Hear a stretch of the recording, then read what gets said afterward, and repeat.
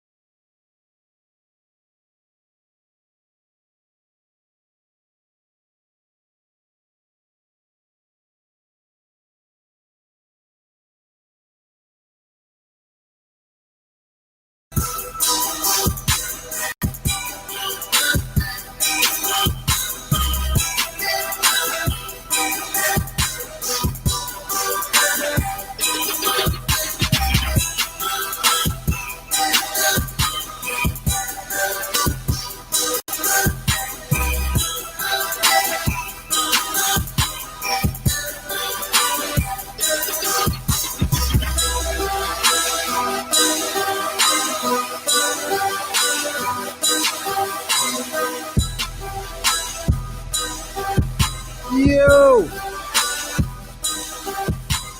Yeah!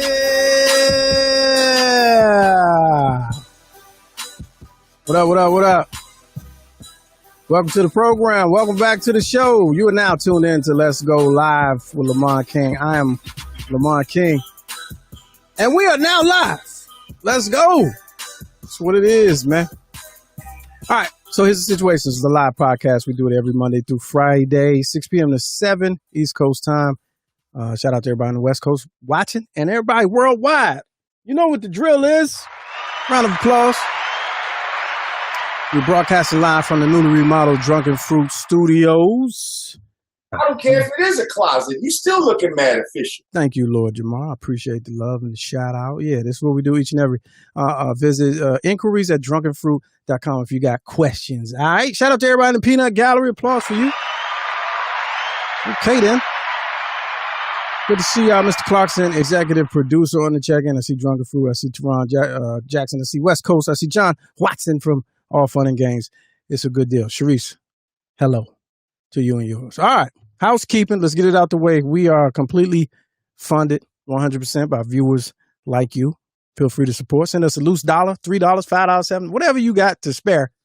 $ Lamont King 06 is the way we sustain ourselves. We are a sustainable program, if you will. And so that's how that works. Patreon.com. You can get the full shows and bonus clips behind the paywall, ladies and gentlemen. Patreon.com/Mr. Lamont King. All right, there it is. Phone number. If you want to be nosy and jump in, get in on the conversation. There it is right there. Screenshot it. I ain't going to say it out loud.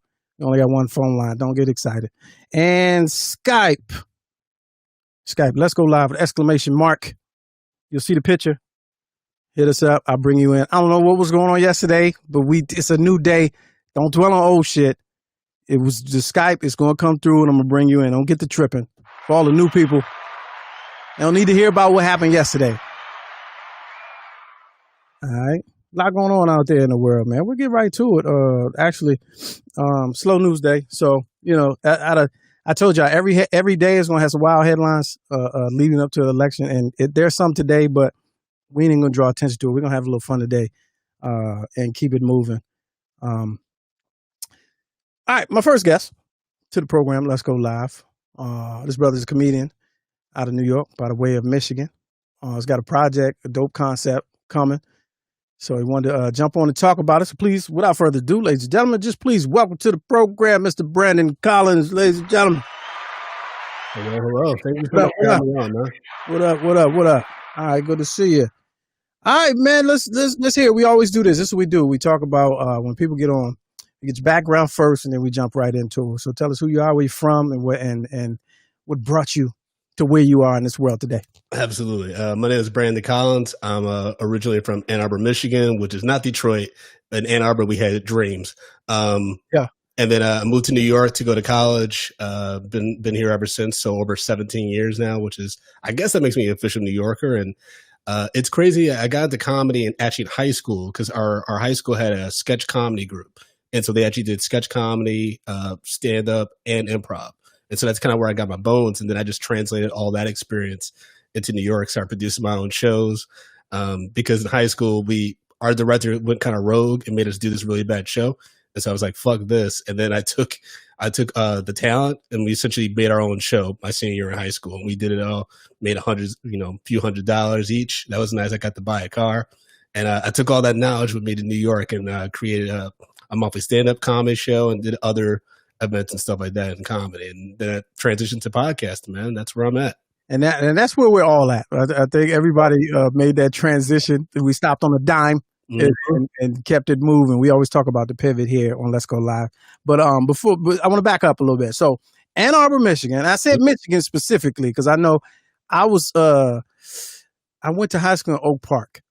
Oh, okay. Yeah. So the thing was with telling people about you from that area, when you're away from that area, you just say Detroit. Mm-hmm. Right? But Ann Arbor is clearly an hour and a half away. So you can't. You got to specifically say, where the University of Michigan is. That's where you say go blue. Most people know what you're talking about. Yeah, exactly. So what was that like growing up? Because I remember when I'm probably a few years older than you. When I was there, being in that area was a little different being black. It was weird, man. It was weird. I actually was talking to my therapist about this today because it was just black or white. There was no diversity. Yeah, it was just split like that. And then it was tough for me because like my mom let me kind of be into whatever I wanted. So I was into like sci-fi. I was into a lot of weird stuff at the time before it was cool. Like, that was like accepted by her. Now they got a title for it. They call that blurred. You were blurred. Yeah. Yeah, exactly. And back then there was nothing for it. It was just like, oh, Brandon's corny, right? Or he's an Oreo. And so I couldn't hang out with my people. The white people weren't fucking with me because I didn't have that kind of money. So Ann Arbor was really weird because there was a lot of classism and racism, but it was a great education system. So I got a great education. I just was tormented and had to really find my way. And that's where kind of humor came into play. Well, that's always the sign of a great education is how much racism was embedded in it. That's when you know it's quality. That's when and plus, they always say the funniest people are Chicago people and people from Canada. And you ask why, it's because it's cold. And I know Ann Arbor, it's cold. And so your sensibility is different. Your sense of humor is different. It's just cold and callous. Oh, yeah. I mean, especially when my mom, the car wasn't working, I had to do the long walk in the snow to the bus stop and take that to school. Ooh, that was a rough. Yeah, those winters in Michigan are not for the weak, man. All right, so you left high school, you came to New York and got into stand-up. So did you start stand-up in New York? So I started doing stand-up in Michigan in high school, which actually, that's a tougher crowd than any club crowd I've ever had, to be completely honest. Like, when you're performing in front of the girl you have a crush on in a packed place full of teenagers, that's way scarier than performing in front of strangers. Because strangers, they're going to respond by the laughter. But in high school, it's not just like, are your jokes good? It's also like, do I like you? Can I connect with what you're talking about? If they don't, that was brutal, man. But I always killed in high school, which was great. And then in New York, that's where I started actually making material. I wasn't just talking about the school stuff. Yeah. Things like that. And that's where I really got like a lot of experience being in front of diverse crowds. That's why I love New York, man. Now, in your bio, you mentioned producing a show called The Outliers. And when I read the part in the bio, I was like, oh, I know I'm hip to The Outliers. That's Mike Brown joint. I was trying to get on a Mike Brown show for like years, and he always said his partner didn't like the stuff you said. I was like, oh shit, it's you. Don't say that. No, I can't defend myself. But the Comedy Outlier show was something that Mike Brown and I did for about 8 years. We came together through a friend of our mutual friend, Dylan Stevenson, who's with the Decepticonics with Mike Brown and them. Mike came through to a show that we were producing together. And we just hit it off, man. We had like great chemistry and stuff. I'm sorry we never got you on the show, man. There was just a lot of people that were always hitting us up for shows. No, it's all good. I just made that up. But me and him, we never connected. Yeah, we just never connected. But I heard it had a dope run, and it was like a mainstay. It was dope, man. It was dope. And it was like, we actually cared about the show. We cared about having good lineups. We always wanted to get opportunities for new comics. So there'd be a brand new comic that we saw maybe at a mic or like a bar show that just killed. And we were like, yo, let's put them on.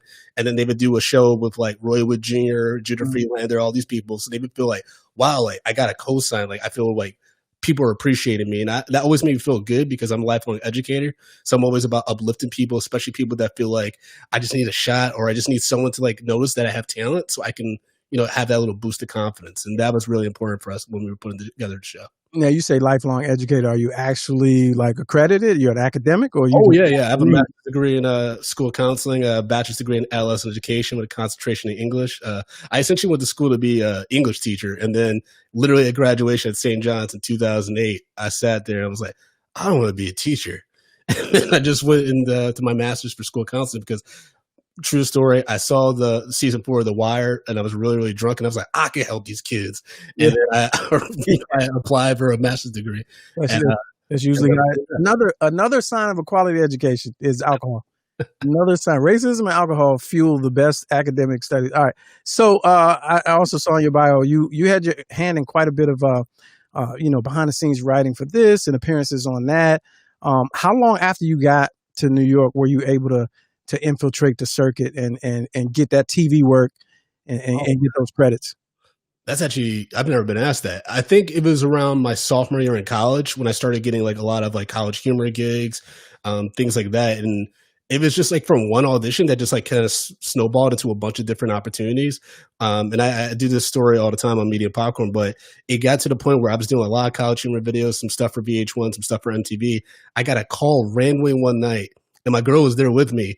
And one of the producers, he's like, hey, man, I got this special project for this new show called Love and Hip Hop. Jim Jones can't make it. I wondered if you could stand in for him. And I was like, Jim Jones, like balling Jim Jones? And he's like, yeah. And so it turned out I'm just in the studio with Olivia, and I'm just like supposed to be like the producer. But it was just so weird. They called me up. I was like, y'all have other black people in your Rolodex, but I appreciate the money. But it was just really weird to stand in for Jim Jones for a Love and Hip Hop commercial. Wow. That'll do it. Now, is College Humor still around? Barely, man. I think they lost funding from their biggest like backer earlier this year because of like everything with COVID and stuff. But I know they put some videos here and there, but like I haven't done anything with them since they moved to LA, which was a few years ago. Is there anything that you did for them that we would remember? That's the all important question. I was on the College Humor TV show. I had like 2 appearances on there. The biggest sketch that was like the most like that almost went viral was like the Hype Men sketch where I was like one of 2 black guys that was just hyping up this corny white dude the entire day. So we're running around New York City just screaming and hyping him up. And it was absolutely ridiculous. But it's actually the most fun I've had shooting a comedy sketch since memory. The reason why I say that is because College Humor, they kind of, they were the predecessor for, these viral sketch videos from what I remember. My, limited history. But I feel like once everybody else got the hang of social media and made videos that were as funny with no production value, they lost their market share. Yeah, man. I mean, they put work into those videos, man. They were like mini movies for 2.5 minutes. Mm-hmm. And those guys ended up going on to do like feature films and stuff like that. They were like putting in work, and the writing alone, like they had, a group of writers and stuff. And I like, depending on the scenes I was in or the sketches I was in, I could contribute to that too.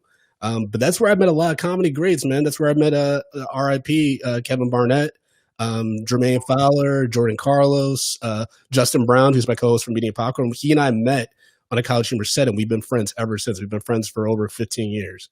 So you got a podcast called Medium Popcorn. What do you do exactly on that? Because I see that you're rated official. You got official rating for or officially, what do you call it? Acknowledged by Rotten Tomatoes? Yeah, we're accredited with Rotten Tomatoes. So essentially, like every review we do, they add it to the tomato meter. So like if it's bad, like it'll be part of the Rotten shit, and then if it's good, it'll be added tomatoes to like whatever film we review. It's just a wild show. We claim that we review and spoil movies, but most of the time we just say insane things, share a lot of stories of how we connect, our lives connect to the movie that we just watched. It's all over the place, but people love it, man. Like it's been doing really well. And, I've been really fortunate this summer to get accredited with the African American Film Critics Association. So I've been able to interview a lot of like amazing people, have that part of the podcast, as well as be accredited to, various film festivals. And that's been like a really dope experience the past few months. Well, I feel like, it's good and the bad because once you get accredited by, those official entities, you're going to have to lose the tagline. which I love. We did. We had to take it out of the publication, but it's still there in the theme song, bro. It's still there. But I gotta definitely. You know, niggas spoiling the movie.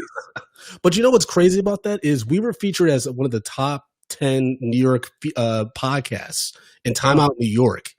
And it had the subtitle. It said "Niggas Spoiling Movies." Niggas spoiling movies. And then they took us out, Lamont. They took us out and they replaced us with a white podcast, Defend Your Movie by comedian Sean Donnelly, who's a friend. But it was like they didn't tell anybody. Like it just like I looked on the website one day. I was like, oh, I want to put this on my website, and we were replaced with this white podcast. And I was like, that is all kinds. Do you think that it was tied directly to the tagline? I think so, probably. There's no other reason why we would be taking out this publication. I mean, if you put us up on that list, keep us up on there. Yeah. Is that why y'all changed it? We just, that's why we just call it Media and Popcorn, just because we want it to be more appropriate. And also some black outlets even were like, we're not going to publish the whole title. Right.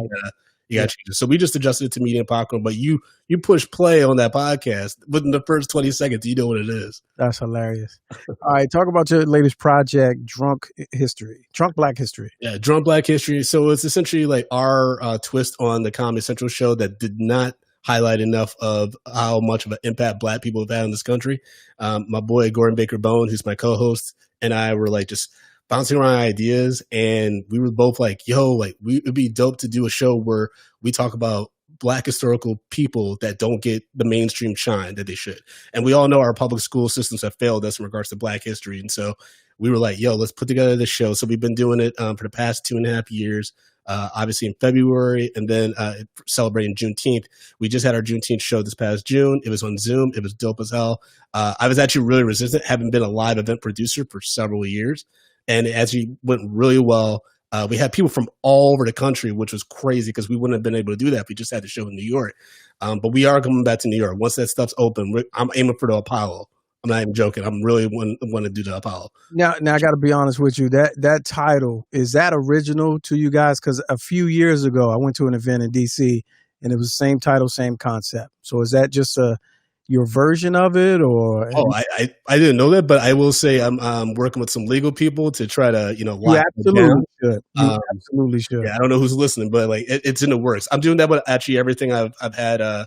Because I create a production company, so I'm putting everything under that. I'm working with legal advisors to make sure I got copyrights and everything, including Comedy Outliers, just because you can't have people out here representing your art and your work, and then it's not up to snuff. Yeah, because I went to an event in DC this 5-6 years ago, and I actually recorded with them, and it was the same concept, taken from or a spinoff of Drunk History on Comedy Central, and it was funny. And I heard later, I recorded, and I'd actually been drinking, and I heard later that mine was, it was over the top, and they couldn't use it. Oh wow! Yes, we had no restrictions. We had a show last February where Dulce Sloan, who's now on the Daily Show, we accidentally got her so drunk we couldn't end the show because she actually hijacked the show. She took the mic and just was kind of did a stand-up set, and we were just like, oh, this is what happens when everyone just gets really, really jacked up backstage. But it was still a lot of fun, man.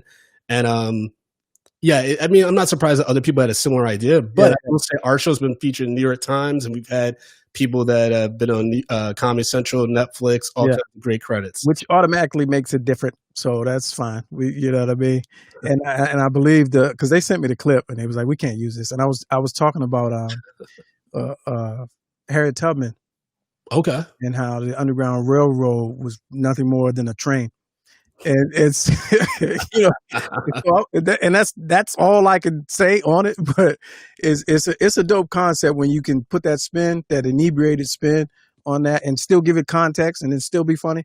Yeah, and also sometimes this stuff is really, really hard to get through. It's so serious that you need to have some levity to it. That too. When Dulce did the overview, the history of Juneteenth, that's a really tough thing to talk about, because the fact that there were states that literally prevented people from knowing that they were free. Right. And so talking about that, and we opened the show with the history of Juneteenth because we want to be why are we all here?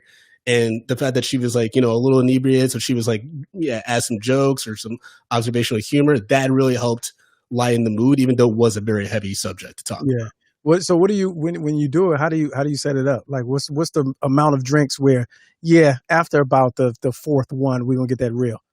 Well, Gore and I always start the show off by doing a shot together. We encourage the audience to do a shot. And by this point, we've already been like kind of encouraging the talent to be drinking, whether that's backstage or off screen, for the Zoom. Right. And so it starts off well. It starts off like everyone's a little buzzed. And then we have like a little interlude, right? And everyone kind of mellows out, gets like another drink, but they're just chilling. They're like in the vibe. By the time we get to that last comedian or guest, whoever we booked, that person's so drunk that it's just a beautiful mess, and we just see how we land the plane. How much gets edited out? None. Oh, okay. We don't edit anything. I barely edit media and popcorn. None of my work I like to dilute in any way, just because it's raw, it's honest, and to be completely transparent, that's how I've developed my comedy voice. Is just being completely unfiltered. Sometimes I definitely will put my foot in my mouth, and I regret it, but I own it. And if like there's something I need to educate myself on or I need to learn about, like I'm always open to that. Is anybody that has, said shit that you can't use? No. No. The only time we like any of my projects where I've had someone where I was like, really should have taken that out. But my boy, Rod Morrow from Black Eye Tips, he encouraged me not to delete this episode. So we did an episode with the reboot of Ghostbusters years ago, right? And I had this dude on, he was talking on Facebook. He's a comedian in New York, who was talking about how he didn't like the movie, blah, blah, blah. So I had him on because I'm like, oh, this is interesting. Like, we can talk about it. Turned out this dude didn't see the movie. He was just shitting on the fact that they had recasted it with all women, and he hated that idea because it was butchering his childhood memories. And we're like, oh, you're a disastrous guest. But we had to meet a deadline, so we still released the episode. But really regretted that because, one, the audience backlash was like, why'd you have this dude on who didn't even watch the movie? And he like said some really problematic things. And then two, we just had an interview with RogerEbert.com, and they brought up the episode. So they were already like, why'd you have a guest on who didn't watch the movie? And then on top of that, this guest was mad because, RogerEbert.com was saying negative things about him. So it was just a series of unfortunate events. But Rod was like, don't take that episode down, man. Just own it and like tell people you're going to do better. And I was like, I appreciate that feedback, man. Like that's only going to make me stronger as a performer, as a podcaster. Now, this is what the Peanut Gallery, this is what they want to know, man, because this is really, these times we're all learning how to do different stuff. We're all learning about different things. Absolutely. Your existence in the podcast world, comedy in New York, producing shows, and then pitching and producing your own ideas. What's the money like? Is there money in any of this? That's the number one question that people always ask is there money in any of this? I've been told there is, but I've yet to see it. I can pay like a bill or two with the money we're making for the podcast, right. But I have a day job, and I'm very fortunate to have a really well-paying day job that allows me to invest in the various projects I have. But yeah, the podcast is like it's helping Justin and I just a little bit. Like let's say we lost a few hours, if we had like an hourly job, and we lost a few hours, this would supplement some of that. But I mean, I've been producing shows for years. I'm making more money from the podcast on a regular basis than I made putting all the effort into the Comedy Outliers show, organizing most of these live events. For the Drunk Black History event, we donated a majority of the proceeds to charitable organizations and stuff. But we still made more than that, the online event, than we did in any live show, and all the effort you put into the live show with working with the venue and promoting and making sure that you get people butts in the seats. It was a lot. And also setting up the venue and everything like that. Being able to do the show over Zoom allowed us to have a lot more flexibility in technology we were able to use. Now, speaking of New York, specifically, I heard there was a mass exodus for a lot of artists and creators that were, in town and just couldn't really handle or tough out the lockdown. Do you see those live events ever coming back to New York? I do because I'm talking to like venue managers and owners, and they definitely are still fighting. They definitely want to still have entertainment. I think the biggest issue is like, will they allow independent shows and new folks that are trying to get their bones to perform? I think they're going to be really relying on like strictly headliners to be able to sell tickets, get people in there, and it's probably not going to be fully back to normal until probably next summer, I would say, in New York City, for the venues to be at the capacity they need to be.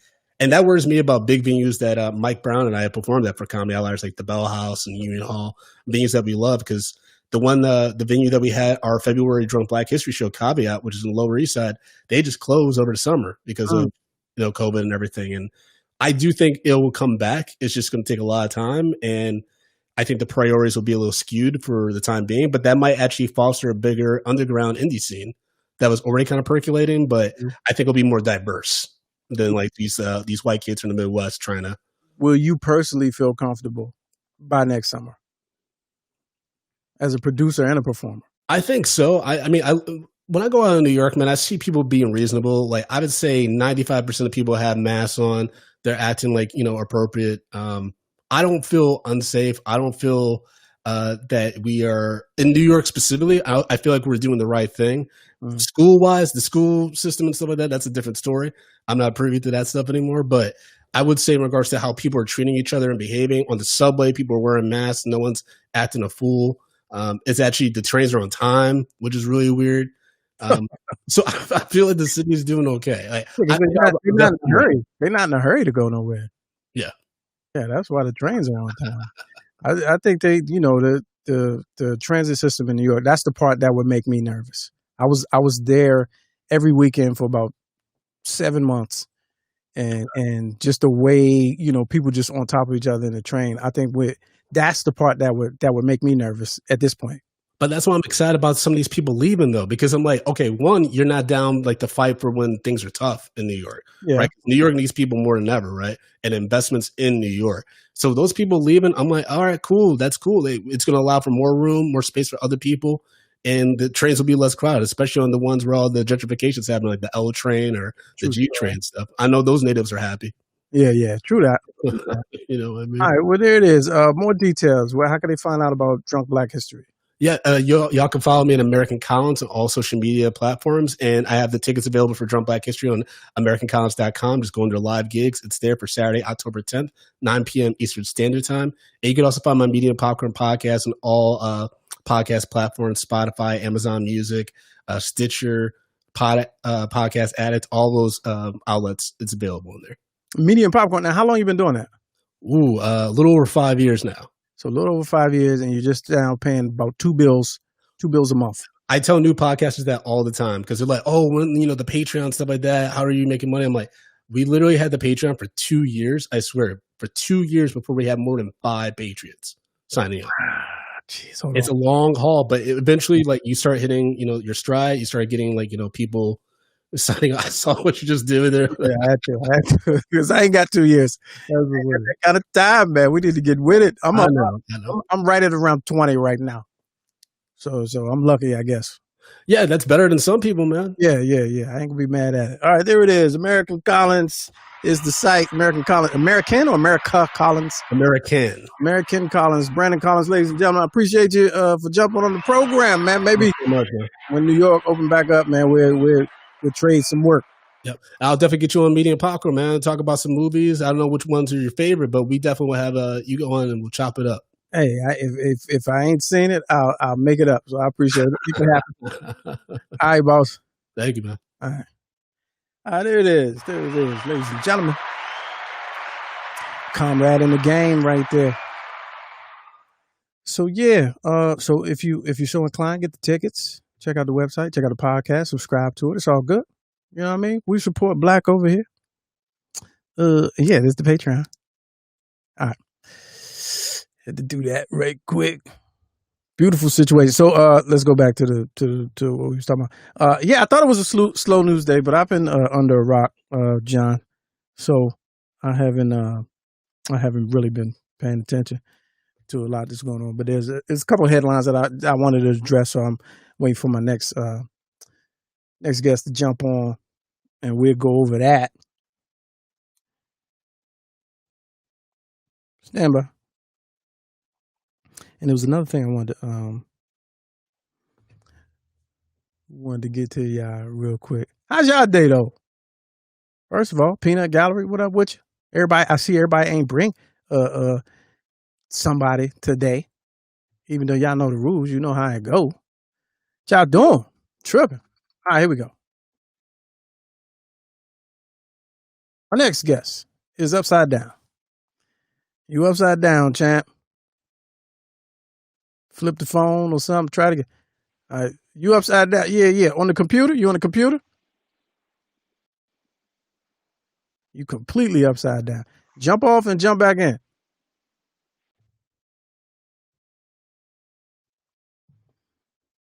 All right, stand by. About to talk Power 5 in a second. Jump off and jump back on.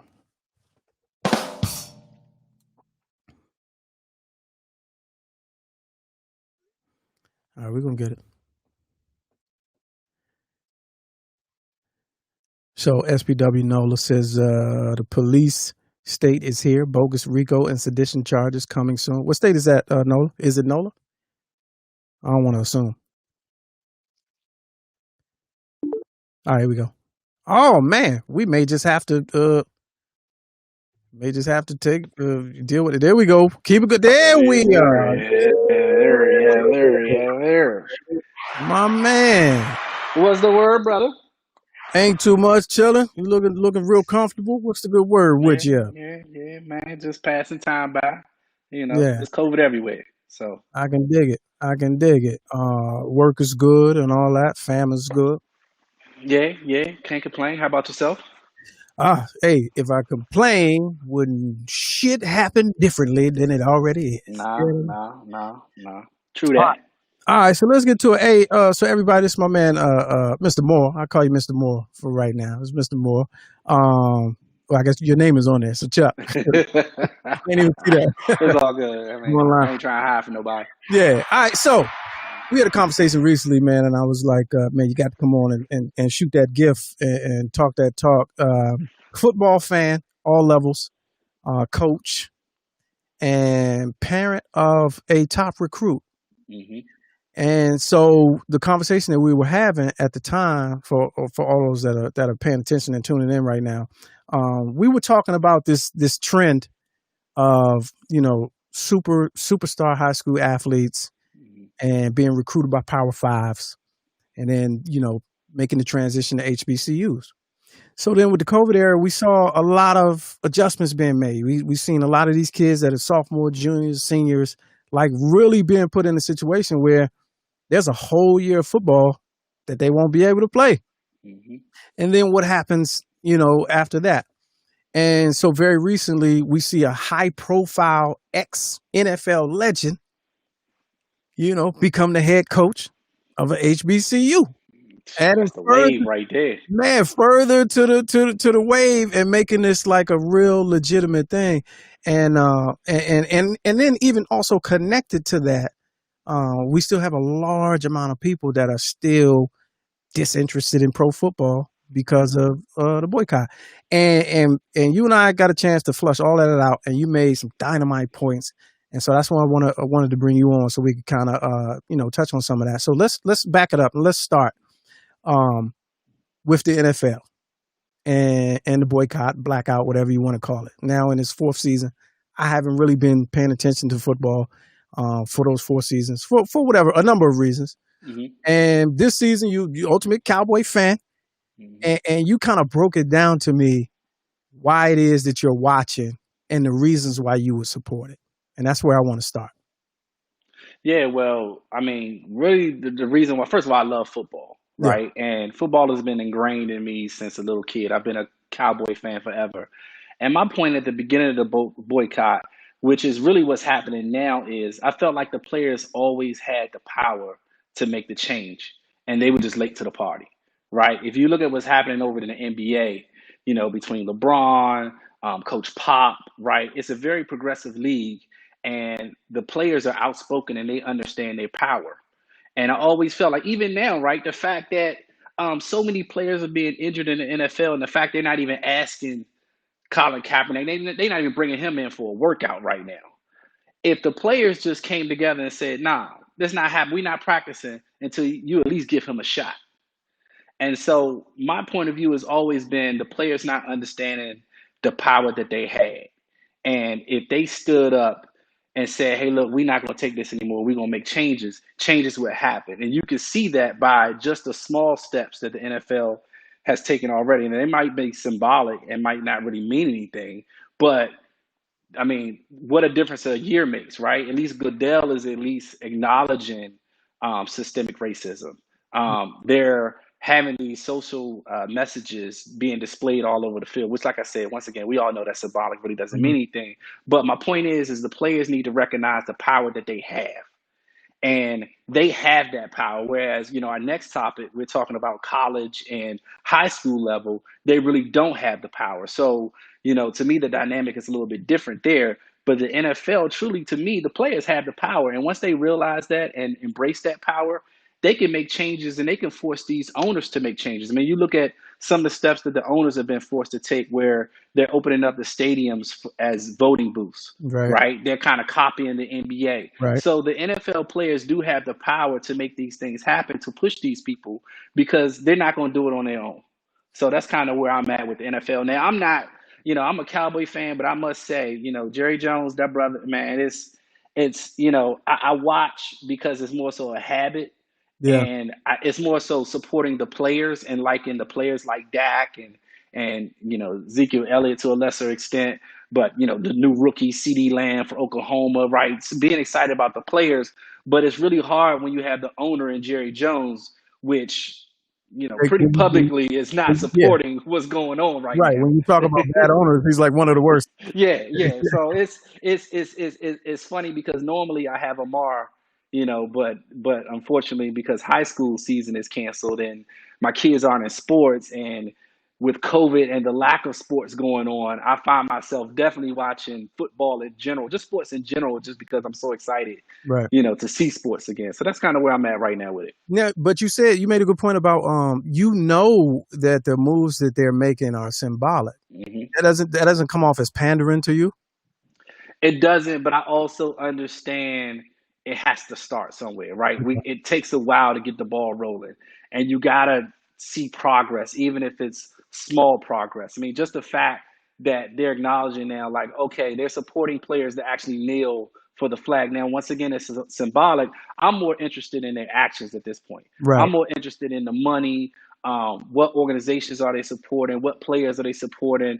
I'm waiting to hear that feedback from the players in terms of is the NFL doing things behind closed doors to, put action to their words. And that's what we kind of waiting on. That's why I like the Jay-Z move. I know a lot of people, didn't, but I always felt Jay always understood the culture to me and always was going to push for the culture. And to me, to think that he wasn't going to do that behind closed doors was ridiculous. Now, I mean, he's not powerful enough to get Kaepernick a workout, but like I said, you don't think so? Nah, not in that realm. I think he is, but didn't, because that wasn't on his agenda. Well, I felt like he made the calculated decision that, okay, are we going to make some progress without Kaepernick, or are we going to include Kaepernick and possibly make no progress? And being you think about Jay, right? The type of person he is, he liked to play both sides of the fence. Yeah. He loves to be in that corporate room, right? But he liked to be in Brooklyn too. So, that's him just kind of playing both sides. Was he going to just piss away all of the positive that can come from that partnership to say, okay, let's get Kaepernick a job? When at the time, Kaepernick was acting like he was good with the NFL. At the time, I think a lot of people were speaking for him and saying that. Okay, so let me kind of address the elephant in the room, and from my perspective, right? Although I back Kaepernick 1,000%, I don't think that he maximized his position either, because to me, Kaepernick kind of went dark. He goes dark, right? He when his name is brought up by the NFL, right? Everybody's talking about Kaepernick. But when he kind of fades to not him himself, but his name kind of fades to the background, you don't hear from Kaepernick. You don't hear when there are police shootings. You don't hear him on social media kind of bringing attention to the cases that people don't know about, right? And so I feel like he could be more vocal with what he's doing as well to keep constant focus on the actual issue. And I forgot about that. That was the other thing that we were, we was going back and forth about, because you was like, you never agreed with the way he moved anyway in the first place. And I was saying how in the beginning he raised like $1 million before people were really raising money. So, do you want to see and hear Jay-Z, or really not see the unseen hand really affecting change and moving behind the scenes. Because raising money ain't easy. Right. And activism has different levels. Right. He don't have to be the leader of the march, but he can be the one who like, yo, I did this, and you can do this. This can happen. Blah blah blah. I don't say that I don't think that I expected him to be that tweeter after a shooting. I don't expect that from him. But if he did, what if he did? I'm talking about cases we don't hear about in the media, right? I'm not talking about the ones we hear about. I'm talking about because what he talked about was, look, this happening every day, right? Which it is, right? And so, and I'm not knocking him because, like you said, it's different levels, and he chose to do the route. I'm just saying I thought he could have been more impactful if he would have kept the focus on, okay, well, let's highlight these cases that we don't know about, because I follow him on Instagram, I follow him on Twitter, and me personally, people not gonna like this, but I feel like the only time he tweets is when he's talking about one of his products that's releasing. Oh, don't do that to It's wrong. It's wrong. I know it's wrong. Look, comments gonna go crazy. But who does it though? Who does it? Hey, I'm just saying, if you're gonna be about that life, that's what you claiming. But he gotta make money. He gotta make money. No. Yo, Kaepernick was always making money. Don't get it twisted. He has money, but what rich person don't still want to make more money? You still gotta. I'm not knocking him for anything with Nike. I'm not knocking him on any of that stuff. I'm just saying, don't let the only time I hear from you is when a shoe's coming out or when your all black jersey's coming out, and then you talk about the proceeds. Now, I followed him when he released his shoe, and I remember he said, he released the shoe, but then said on the back end, I'm going to give you guys an update 2 weeks from now in terms of where the proceeds go. Okay. 2 weeks later, now, in fairness to him, about 2 or 3 months ago, he did announce where everything is going. So I'm not saying that. I'm just saying I think he could have did a better job of really driving the narrative and putting the spotlight where it needed to be. That's my point. All right, cool, fair enough. All right, let's go to college. We're talking about, Power 5. And I just learned what the term was recently. Now, when you learn something, or you see a colored car and you're like, now you see it everywhere. Now that's all people talk about. So explain to us what is Power 5 in relation to college football? Or college Power 5 is the top 5 conferences. You have the ACC, if I can remember all of them, ACC, Pac-10, Big 12, Big 10, and SEC. Okay. So that's the Power 5. Those are like your major powerhouse schools that really look at it this way. They're really the only ones that can play in a national championship game. It probably will never, no time in the future, as long as the system is set up the way it is, where you'll have a lesser school play in the national championship. The Power 5 is pretty much the national championship is going to be amongst those teams. Wow. No, I was just looking at somebody on Twitch. I need to be able to monitor Twitch a little better. All right. So you got a Power 5. We also talked about in this conversation about, paying collegiate athletes. Yep. And your thoughts about that. Yay or nay? Do you think that scholarship and the ability to come to this big, pretty school with a big weight room and all food and meals, do you think that's enough? And anybody that says otherwise should keep their mouth shut? No, not when it comes to Power 5. Power 5, they making so much money off these kids. My thing is, right, so for those that don't know, right, so a lot of people assume that college athletes, Power 5 college athletes get nothing. That's not true. They get a stipend, right? Yeah, they get a stipend. I didn't know that until you told me. Right. So stipend between probably depends on how big the school, between $1,000 and probably $2,000 a month. Right. Let's slow down. Let's dig into that. $2,000 a month. Yeah. As a stipend. Mm-hmm. Your books are already, they can't work. They can't work. Can't work. Remember that, right? Your books are already. Mm-hmm. Your meals, lodging. Mm-hmm. $2,000 a month. There are some, middle-aged people that that don't pull that down a month. Right. What is that stipend supposedly going to? So any incidentals, cell phone bill, any type of bills you have, just pretty much to say, here's something for you so you don't feel like you're completely broke. Got it. Okay. Now the amount varies based on the school, and now this is all legit. Like none of this Yeah, is, yeah, obviously illegal or anything. This yeah. is all legit. So a lot of people don't know that. So when I say the players should get paid, I don't mean they should literally get paid. You on I salary? think Yeah, right. I think they should be able to profit off of their likeness. I think that's the biggest thing because that way, right? Because I get that point where every player, every school, right? They're not getting a huge TV money. It's really the Power Five. yeah, So if you got kids that are on TV every week and a lot of the country knows them, or in the South, they got a whole state that follows them and their kids follow them, and you selling their jersey at every Walmart, then they should get a percentage of that cut with their name on the back. right. Like that's where I think they should open it, which they actually are starting to open that door. Well, the issue has always been argued, and I always thought it was a fake issue, an issue of fairness, saying that, these kids, these top recruits, it's not fair because the top recruits go to these big schools, and they're in a position to be paid, but the average kid going to an average school won't. Right. And, I guess on some hand, it's the luck of the draw. It's survival of the fittest. It's still America. Yeah, it happens in the job world.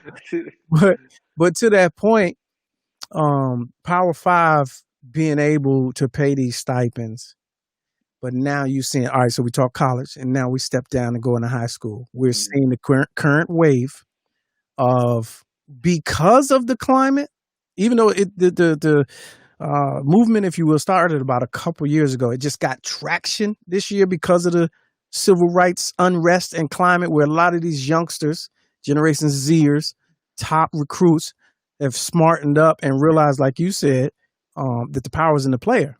Mm-hmm. And you got some old vets who in the ear and like, hey man, go to the black school, build that up. You got a following, you on social media, you heavy.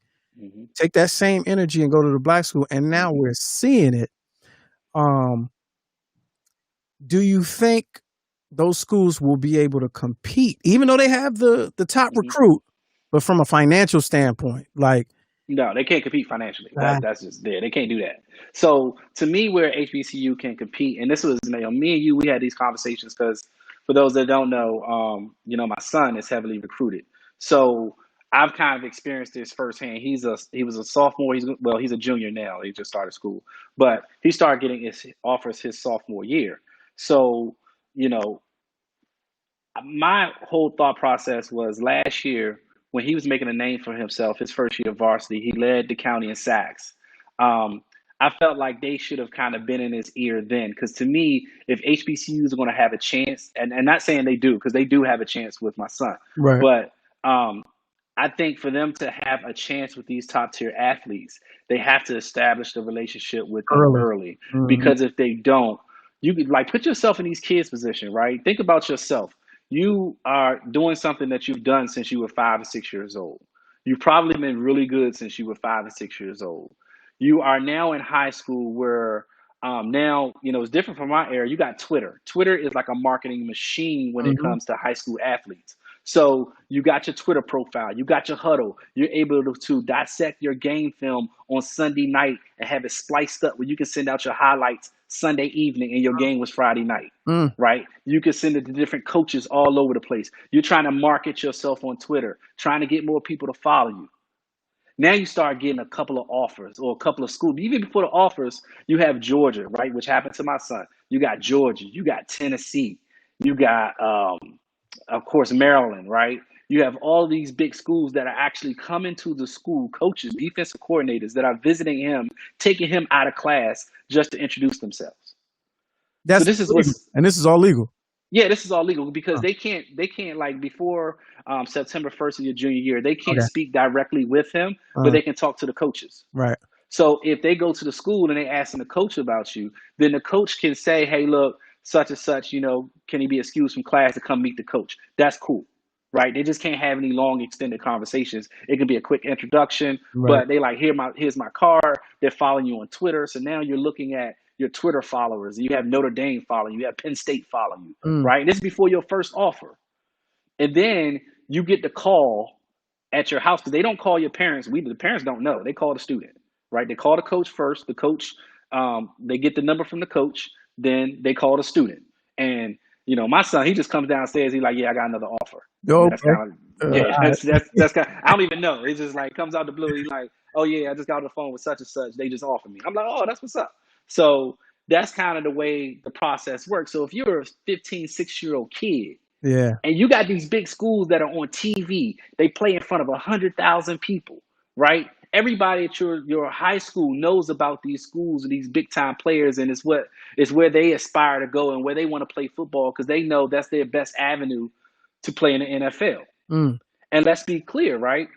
If you're being recruited by Power 5 schools and you attend the Power 5 schools, your chance of getting to the NFL is greater Yes. than going to a non-Power 5 schools.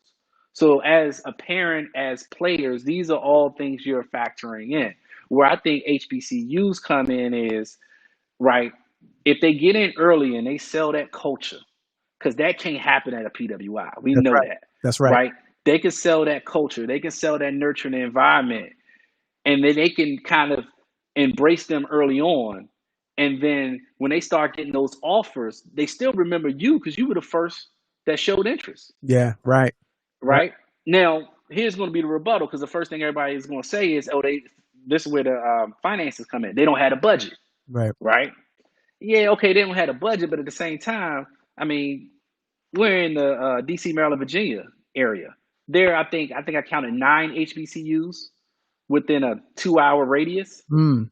So it's nothing to send a coach up the street for the most part. All you gotta do is focus on like the top 5 high school programs. And like we just gonna camp out at their Friday night games. Right. And we're gonna develop a relationship with the coaches. We're gonna talk to the kids, let them know we're here, let them know we're thinking about them before they even on the map with those big schools. That's the way to me they get in. Because once that hype machine kicks in, it's hard. It's real hard. Yeah. Because like I said, you got to put yourself in the position of a 16-year-old, right? This is something you've been doing pretty much your whole life. You got an opportunity. If you're getting recruited by a Power 5, you probably do have dreams of going to the NFL. And people are like, oh, well, if you're talented, they'll find you anywhere. Right.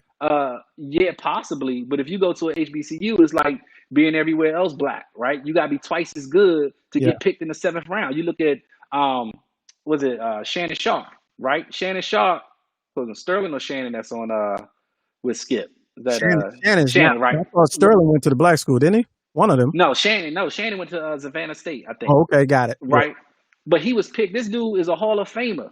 He was picked in the 7th round. Mm.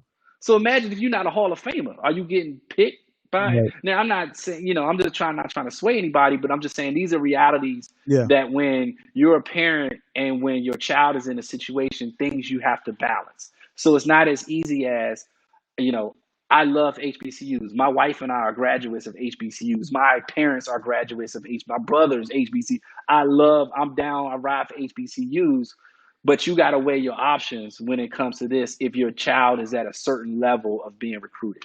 And that's not an easy decision. That's all I'm saying. Yeah, yeah. Because at some point, I mean, you can look at it. You can look at it I guess the easy out way. Whereas he could. This is the way it used to be. People used to look at it. He'll go to the HBCU and be a super standout because they don't have the same talent. Right. He'll go to the Power 5 or the big school and ride the pine. That was the thought process back in the day. But I feel like it's more of an equal playing field now. And no, it's not equal. Really? Not football. No, it's not equal. It's not. It's a difference. It's a difference in the competition. And you're going to get dinged for that.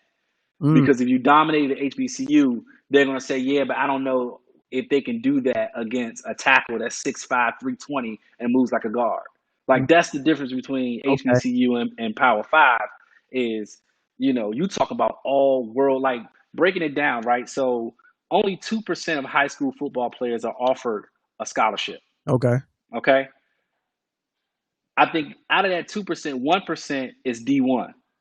Now, D1 includes HBCUs like Howard, Morgan, right? A&T, FAMU. That's considered D1 as well. Now, if you talk about Power 5 only, you probably talk about less than 0.5% of high school football players in the nation that are offered scholarships to these programs.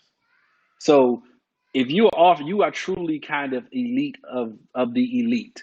And so when you're stacking your program with 80 players that were like top 5 in their state and they not even seeing the field, Okay. there's a difference in competition. And later on, that can hurt you down the line when, NFL scouts are looking at you and they're like, yeah, but, he's going against a tackle that's 6'2", 6'2", 6'3", and, a little slew-footed. How would he go against a tackle that's 6'5", like I say, 300, but Right. moves like Anthony Davis, or LeBron James, right? And that's the kind of the dilemma. Now, I'm going to tell you where HBCUs can make a gain immediately is in basketball, right? Because basketball, you only one of 5. If you're a monster, Yeah. you can go to an HBCU and ESPN, if you're a top-rated athlete coming out of high school, ESPN gonna follow you to that They'll follow you HBCU. anyway. Yeah, right. Yeah, they're gonna follow you anyway. So to me, basketball is a totally different. I think basketball can happen That's a good point. lot faster because you're one of 5, right? Football, you're a 5-star quarterback. Well, damn, if you ain't got no 5-star receivers, you know what I'm saying? That's a little challenging. Yeah. So, but that move that Dion made. Yeah, that's what I was about to ask you. Last question. What do you think about that? Do you think that celebrity effect will come into play?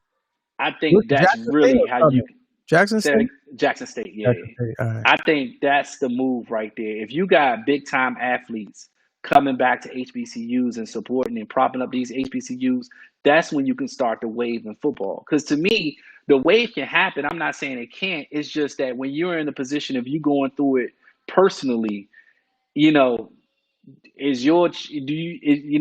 like, okay, my child is going to be, I don't want to say guinea pig, but for lack of a better word, Right. well, I'm going to challenge the system. Well, okay, you challenge the system, but at the same time, you leaving off the table. I talked about that 1 in 2,000, right? So as a parent, that's money I don't have to give. Yeah, right. Right. That eases my pocket. Right. Right. You talk about all the benefits. One of the schools we visited, they have 10 academic advisors assigned to the team. Right. They have their own dorm. They're in their own little bubble. Right. They're damn near coddled. So, when you think about those benefits that your child can have, man, it's not as easy as, okay, we need to all send our kids to HBCUs and build up HBCUs. In theory, that's great, but when you're actually going through the process, it's a lot harder decision. But like I said, I say all this to say, like I told my son, he got offered by Howard. That was another school that offered him. And I told him, I was like, look, I don't care what Power 5 school calls you. If you ever say you want to go to an HBCU, I will never try to change your mind on that. Yeah. I don't care what the benefits are. Yeah.